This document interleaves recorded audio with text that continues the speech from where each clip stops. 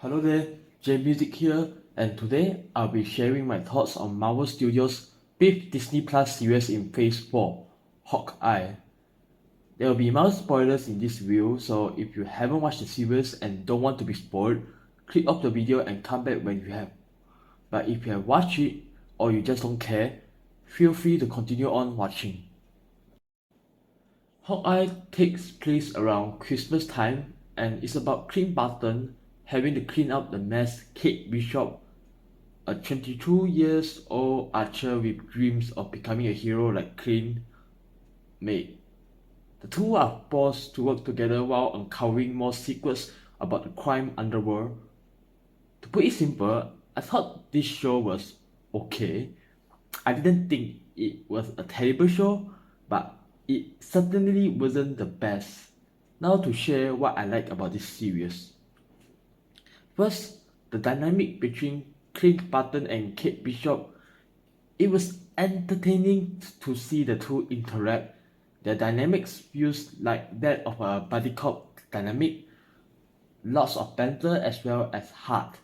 And that is what this series aims to have. And for the most part, it does have heart, especially with the character of Clint Barton by showing more of his past as Ronin, being a vigilante, and how he wants to put all that behind him and just want to be with his family.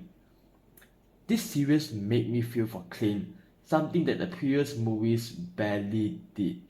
Even though this show felt more like a Kate Bishop show rather than a Clint Barton show at times.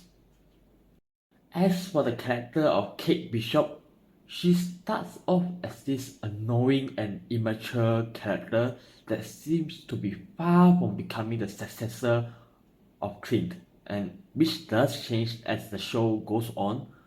But some of the decisions she makes in this show feel so stupid that it's hard to believe that she will become a hero by the end of all this. And while the last episode of the season does seem to make her the next Hawkeye, the moment feels slightly unearned.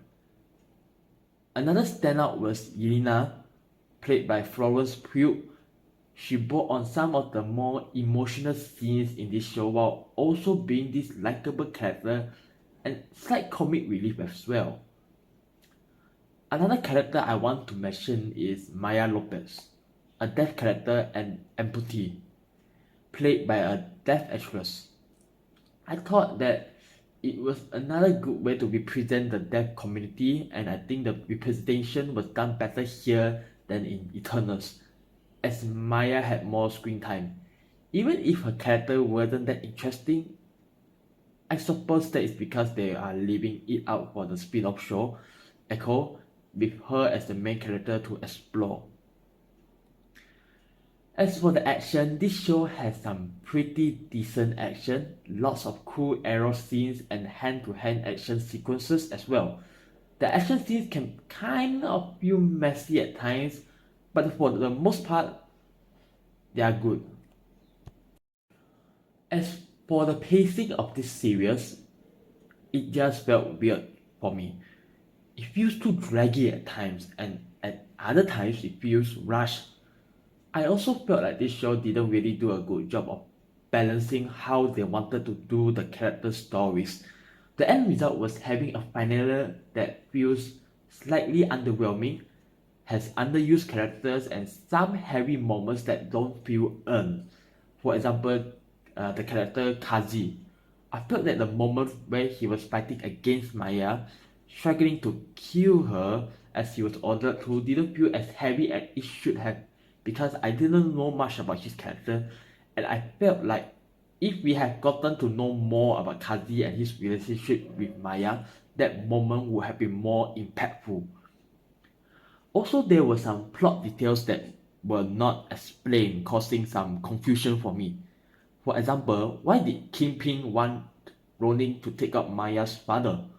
That wasn't really explained, and that moment of the reveal confused me more than shocked me.